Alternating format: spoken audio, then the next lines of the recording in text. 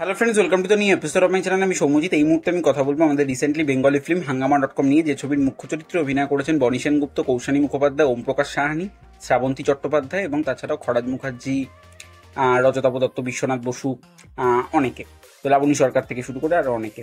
তো এই সিনেমাটা সত্যি কি একটা ভালো সিনেমা হয়েছে, বা সত্যি কি একটা কমেডি ভালো সিনেমা হয়েছে, সেই বিষয়ে থাকবে এই ভিডিওর মধ্যে আলোচনা।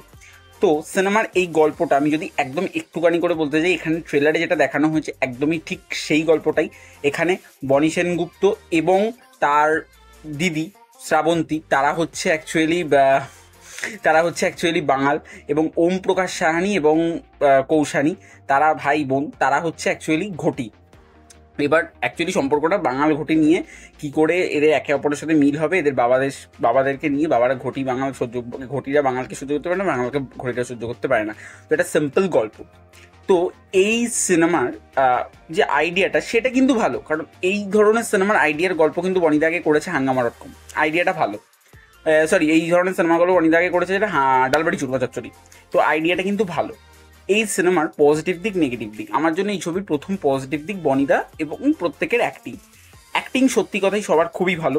এবং এখানে যে কমেডিগুলো, সেই কমেডিগুলো কোনো একটা জায়গায় গিয়ে মনে হয়নি যে খুব লাউড কমেডিগুলো সত্যিই খুব ভালো হয়েছে। কমেডিগুলোকে এনজয় করা যাচ্ছে, দর্শক হাসছে, আমিও হাসছি। তো কমেডিগুলোকে এনজয় করা যাচ্ছে। খরাজ মুখোপাধ্যায় এবং রজতাভ দত্তর যে কমেডিগুলো, অ্যাকচুয়ালি ওনারাই এত বিশাল বড় কমেডিয়ান, মানে ওনারা যদি ছবিতে থাকে অন্য কেউ কমেডির দিক থেকে তারা স্পেসই পাবে না। তো তারা দুজনে রয়েছে, তারা দুজনে খুব ভালো কমেডি করেছে। এবং তাছাড়াও এখানে আমরা দেখতে পেয়েছি যে তাদের মধ্যে যে রোম্যান্টিক ইকুয়েশন, সেটাও খুব ভালো, মানে মোটামুটি একটা দেখিয়েছে।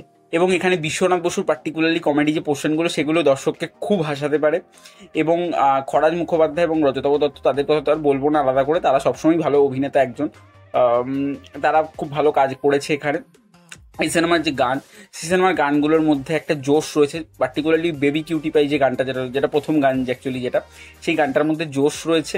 এবং এই সিনেমাটা যেটা প্রমিস করে, যে ট্রেলার দেখিয়ে যে সিনেমাটা কমেডি একটা ছবি হবে, সেটা কিন্তু তারা সিনেমা হলে একটা বা অন্যরকম ফিল, বা একটা সিনেমা হলে একটা অন্যরকম মোমেন্ট আমরা দেখতে পাই, যে সত্যি এটা একটা ভালো কমেডি সিনেমা। এই সিনেমাতে শ্রাবন্তী দি বা কৌশানী দি, তাদের কথা তো আলাদা করে কিছু বলার নেই, তারা খুব ভালো সুন্দর দেখতে অভিনেত্রী। তো তো তারাও ভীষণ ভালো কাজ করেছে এখানে। আমার অন্তত খুব ভালো লেগেছে।